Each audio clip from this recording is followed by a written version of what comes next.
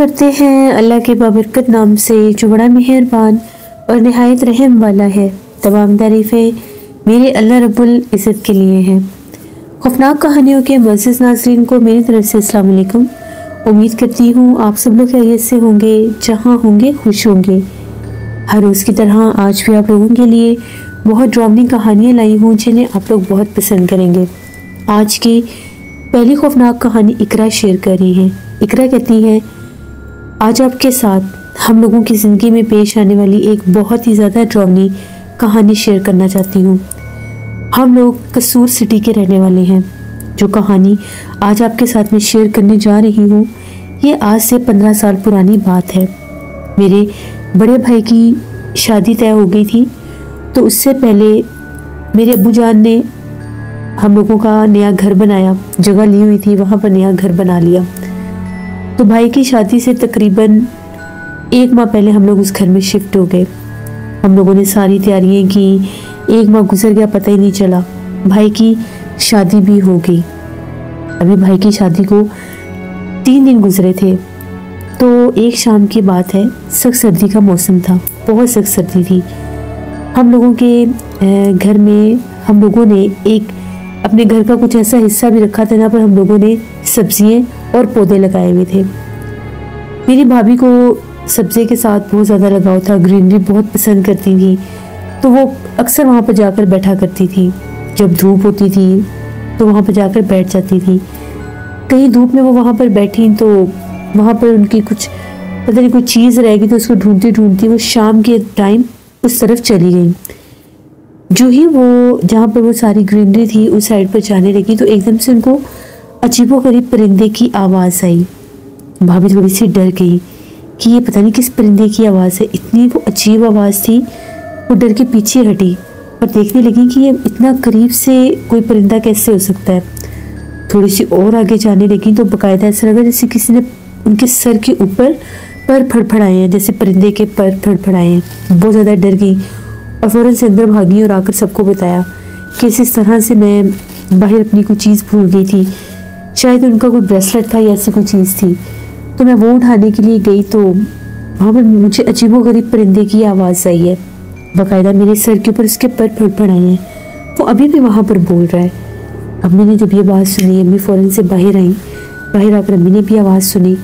अम्मी ने कहा कि दरख्त हैं, बाज़ औक़ात अजीबोगरीब परिंदे आ जाते हैं, तो आओ मैं तुम्हारे साथ चलती हूँ। उन लोगों ने उस साइड की लाइट ऑन की तो भाभी का जो ब्रेसलेट था वो उधर ही दरख्त के पास गिरा हुआ था। कहीं उनकी गोद में था, वो उठी तो गिर गया, पता नहीं चला। जल्दी से उन्होंने अपना ब्रेसलेट उठा लिया और अंदर आ गई। उसके बाद सब कुछ नॉर्मल था। बस भाभी को थोड़ी सी नींद आने लगी, कहने लगी कि मेरा सर भारी हो रहा है, मुझे बहुत सिर्फ नींद आई है। हालांकि वो इतना जल्दी सोती नहीं थी। मेरी भाभी मेरी कज़न ही थी, तो हम लोगों से उनकी दोस्ती भी बहुत ज़्यादा थी। मेरे भाई की शादी जो मेरे सबसे बड़े तायाबू थे उनके घर हुई थी, तो उनसे दोस्ती भी बहुत ज़्यादा थी। खैर वो सोने के लिए चली गई। भाई जब वापस आए वो अक्सर अपने दोस्तों के पास जाते थे। अभी काम पर जाना शुरू नहीं किया था क्योंकि अभी शादी को 1 हफ्ता भी नहीं गुजरा था। तो भाई ने जब आकर पूछा भाभी का, तो हमने कहा वो सो गई है। कहते आज बड़ी जल्दी सो गई है। जैसे भाई कमरे में दाखिल हुए, कमरे की लाइट ऑफ थी, बहुत सख्त सर्दी थी तो लाइट ऑफ थी और छोटी जैसे वो 0 लाइट जल रही थी वो जल रही थी। जो ही भाई अंदर दाखिल हुए तो एकदम से घबराकर बाहर भागे। हम लोगों ने पूछा कि क्या हुआ आपको। बहुत डरे हुए थे, ऐसे जैसे उनकी आंखें बाहर आई हुई हैं खौफ से। अम्मी ने जब पूछा कि क्या हुआ है, मैं क्यों डरे हुए हो, भाई कहते हैं जैसे मैं कमरे में दाखिल हुआ तो 0 लाइट बल्ब जल रहा था ना, तो मैंने बेड के पास जहाँ पर मेरी भाभी का नाम आयशा था, तो कहने लगी कि आयशा के सर वाली तरफ मैंने किसी औरत को खड़े देखा है। उसकी आंखें चमक रही हैं और उसके बाल ऐसे जैसे हवा में उड़ रहे हैं। मैंने बाकायदा देखा है। पहले मुझे अपना वहम लगा, मुझे लगा शायद आयशा खड़ी हुई है, लेकिन जब मेरी नज़र उसके चेहरे पर पड़ी तो उसकी आंखें चमक रही थी, कमरे में कोई है। भी बहुत ज़्यादा डर गई। अम्मी हम सब भागे भागे कमरे में गए, कमरे की लाइट ऑन की तो कमरे में कुछ भी नहीं था। भाभी सोई हुई थी और उनका जो दुपट्टा था वो सारा ज़मीन के ऊपर ऐसे बिखरा पड़ा था। अम्मी ने जो ही दुपट्टा उठाया, लाइट ऑन की, उनकी आँख खुल गई और वो डर गई और कहने लगी कि क्या हुआ है, चची सब खैरियत है। तो अम्मी ने कहा कि नहीं कुछ नहीं, बस वैसे ही तुम्हें देखने आती कि तुम्हारी तबीयत ठीक है। अम्मी ने भाई को इशारा किया कि कुछ ना बताना, कि कहीं ये डर ना जाए। उसके बाद भाई भी डरते डरते कमरे में सो गए। हम लोग भी अपने कमरे में चले गए। हम लोग सब बहुत ज़्यादा डरे थे कि एकदम से ये हुआ क्या है, ऐसे कैसे मुमकिन है। कहीं रात 2-2:30 बजे का टाइम हुआ तो हम लोग सारे एक कमरे में सोते थे। तो हम लोगों के कमरे पर दस्तक होने लग गई। हम लोगों की आँख खुल गई। हम जो 2 बहनें थी अम्मी के साथ सोती थी, अब्बू और मेरे जो बड़े भाई से छोटे भाई थे वो लोग ड्राइंग रूम वाली साइड पर एक कमरा था, उधर सोते थे। जैसे भाई ने दरवाज़ा खटखटाया तो हम लोगों की आँख खुल गई। अम्मी ने कहा कि बाहर कोई है। जो मेरा भाई था बड़ी मध्यम सी आवाज़ों में अम्मी को पुकार रहा था। अम्मी जल्दी से उठी कि अल्लाह खैर करे, क्या हो गया। अम्मी ने उठकर दरवाज़ा खोला तो भाई बाहर खड़ा था। अम्मी ने भाई से पूछा कि क्या हुआ है, इतने क्यों खौफज़दा हो तुम। भाई ने कहा कि हम लोगों के कमरे में कोई है। तो अम्मी ने कहा कि क्या मतलब कोई है। भाई कहते हैं कि जैसे मैं कमरे में जाकर लेटा हूँ, आयशा तो पहले सो गई थी, उठी फिर बस खाना खाया, थोड़ी देर बातें की, फिर सो गई। कहते हैं कि एकदम से मुझे ऐसा लगा कि जिस तरह मेरी साइड टेबल है उसके ऊपर मेरी चीज़ें पड़ी थी, उन चीज़ों को कोई छेड़ रहा था। तो मेरी आँख खुल गई एकदम से। जो ही मेरी नज़र पड़ी तो मैं क्या देखता हूँ कि कोई औरत है, वही जो मैंने उसके बेड के पास खड़ी देखी थी, वो जिस तरह से मेरे बेड के पास से गुजर कर आगे चली गई है। मैंने खुद उसे देखा है। अम्मी तो बहुत ज़्यादा डर गई कि क्यों भाई को बार बार वो मखलूक नज़र आ रही है। अम्मी ने कहा कि ये कुरान पाक है, ये अपने कमरे में जाकर साइड टेबल पर रखो, अल्लाह बेहतर करेगा। भाई कुरान पाक लेकर कमरे में गई। अम्मी खुद छोड़ने गई भाई को, लाइट ऑन की, कुरान पाक रखा। तो भाभी पूछने लगी कि कुरान पाक क्यों लेकर आए हैं। तो अम्मी ने कहा कि इसलिए लेकर आए कि कहीं तुम डर ना जाओ, तुम आज परिंदे से डर रही थी इसलिए। फिर भी भाभी को कुछ नहीं बताया। खैर इसी तरह से रात भर भाई कहते हैं कि जब कुरान पाक कमरे में रखा मैं सुकून से सोया रहा, मुझे कुछ भी नहीं हुआ। इसी तरह से दिन के टाइम वो लोग तायाबू की तरफ चले गए। वहाँ से वो शाम को वापस आए, मगरिब हो चुकी थी। शाम को जैसे वापस आए तो अभी बैठे चाय पी रहे थे, एकदम से जो भाभी हैं बातें करती करती चुप हो गई। हम लोगों ने पूछा कि क्या हुआ आपको। कहती नहीं कुछ नहीं हुआ, मैं 1 मिनट आ रही हूँ। उठकर बाहर गई तो भाई को बड़ा अजीब लगा कि ये ऐसे उठकर बाहर क्यों गई है, कहीं इसकी तबीयत ना ख़राब हो। भाई जब बाहर निकले तो भाभी उस तरफ जा रही थी जिस तरफ वो हम लोगों ने सब्जियां और पौधे लगाए हुए थे। वहाँ पर जाकर भाभी बाकायदा किसी से बात करने लगी। भाई ने पूछा किससे बात कर रही हो। अब उनको लफ्ज़ों की समझ नहीं आ रही थी, लेकिन भाभी मुसलसल बोल रही थी कुछ, जिस तरह से कोई और ज़ुबान है, और एक दरख्त की तरफ खड़ी होकर बोलती ही जा रही थी। थोड़ा सा भाई जब आगे हुए तो भाई ने खुद उसी परछाई को देखा।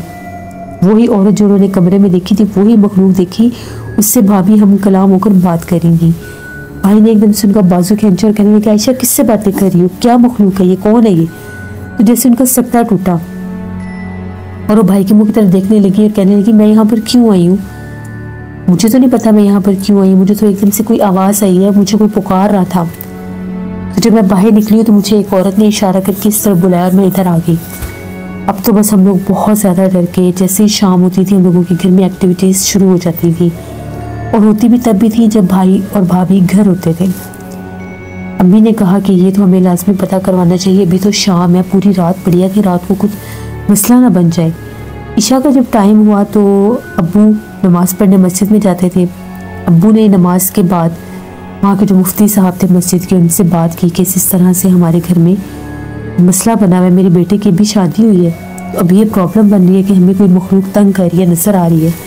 बाकायदा आवाज़ें भी आई हैं, मेरे बेटे को भी नज़र आई है। भाई भी अब्बू के साथ ही गए थे, उन्होंने भी सारी बातें बताई। मौलवी साहब ने कहा कि मैं आपके घर आकर ही बता सकता हूँ कि ये क्या मखलूक है। मौलवी साहब जो थे अब्बू और भाई के साथ घर आए। आकर उन्होंने वो जो बगीचा सा था जहाँ पर सब्जियाँ और पौधे थे वो जगह देखी सारी। वो जगह को उस दरख्त के नीचे खड़े रहे कुछ देर।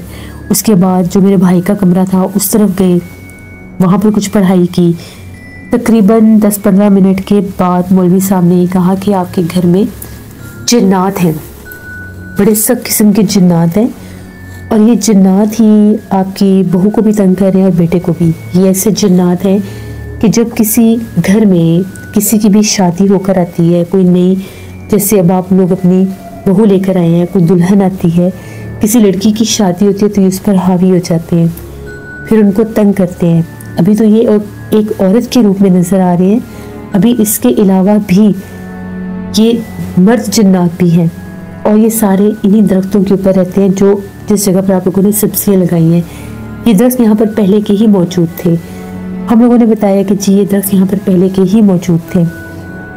अब पूछा कि अब हम लोग क्या करें, इसका क्या हल है, कोई हल हमें बताइए, क्योंकि हम लोगों ने तो नया घर बनाया है, हम इसे छोड़ तो नहीं सकते।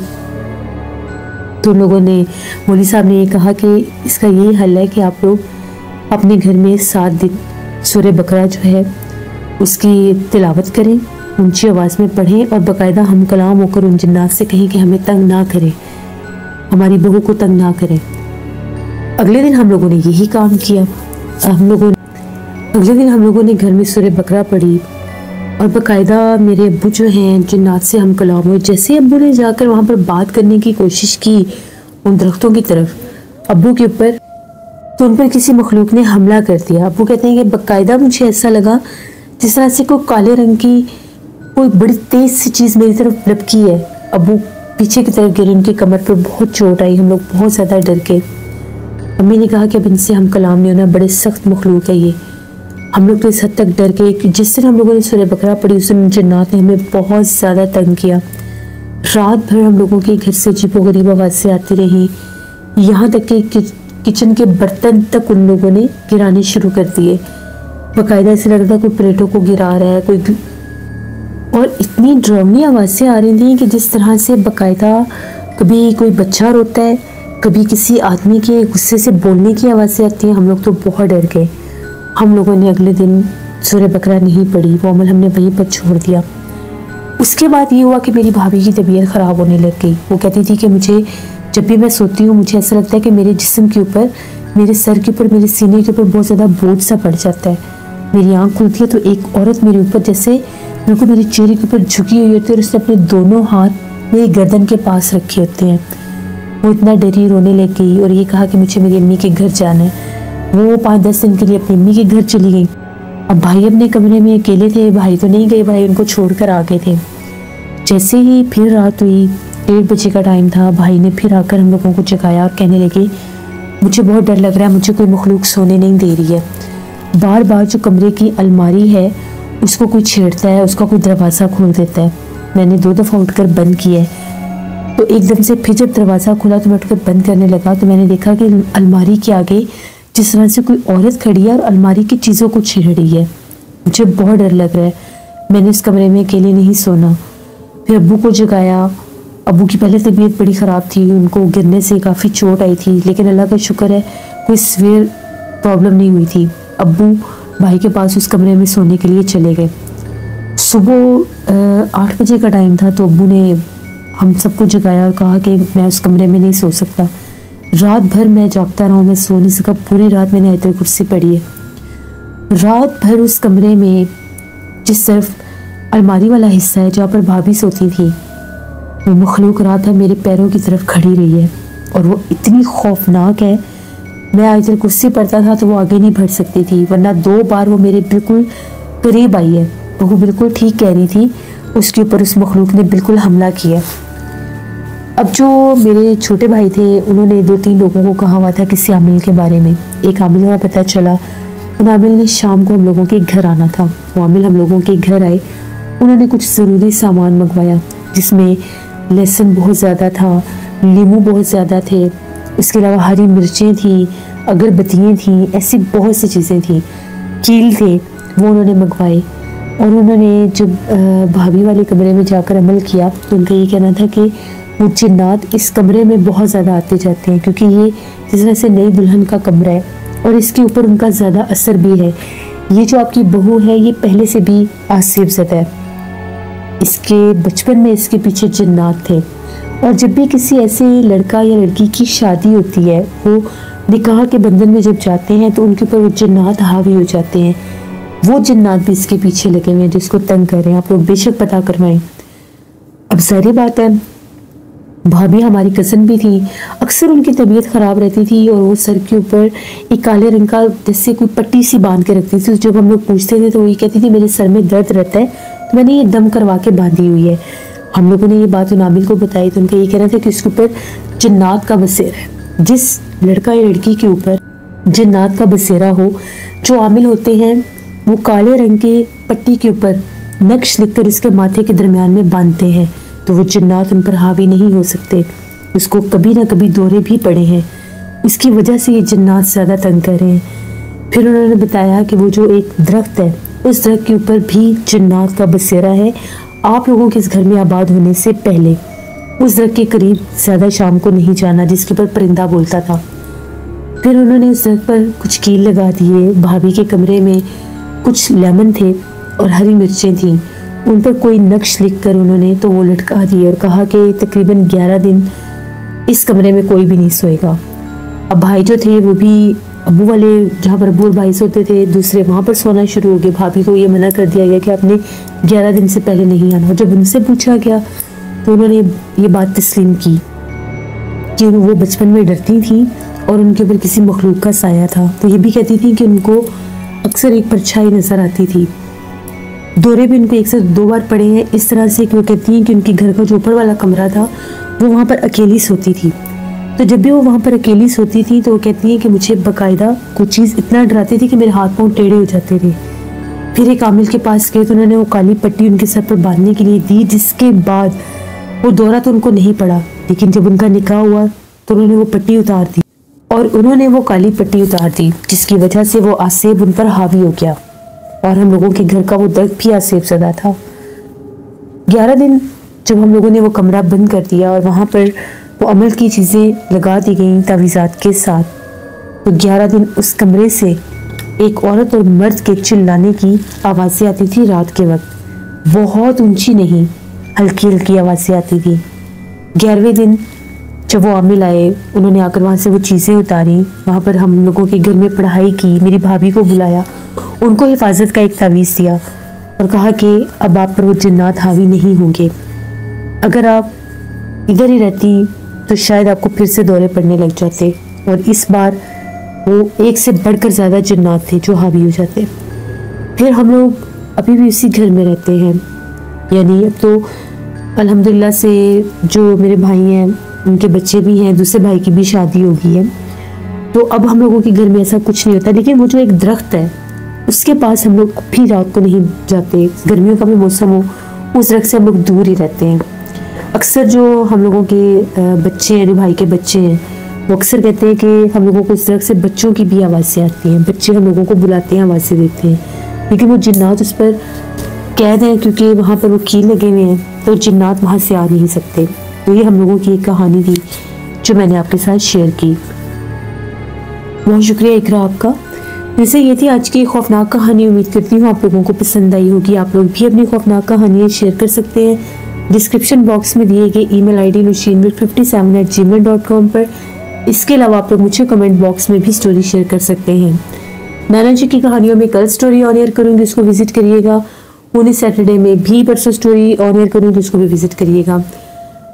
स्केरी टूडेज मेरी सिस्टर का चैनल है, उनको भी जाकर सब्सक्राइब करें एंड सपोर्ट करें। हॉरर स्टोरीज विद हारून मेरे भाई का चैनल है, उनको भी जाकर सब्सक्राइब करें एंड सपोर्ट करें। अपना बहुत सा ख्याल रखिएगा। नाना जी की कहानियों वाले चैनल पर सिर्फ 100 सब्सक्राइबर मुझे और चाहिए, तो जल्दी से जल्द मेरा टारगेट पूरा करवाएं क्योंकि मुझे उस चैनल को भी मोनेटाइज करवाना है इंशाल्लाह आप लोगों की सपोर्ट से। कल फिर मुलाकात होगी किसी नई खौफनाक कहानी में। जहाँ रहें खुश रहें। Thank you for listening my stories. Stay tune. अल्लाह हाफिज़।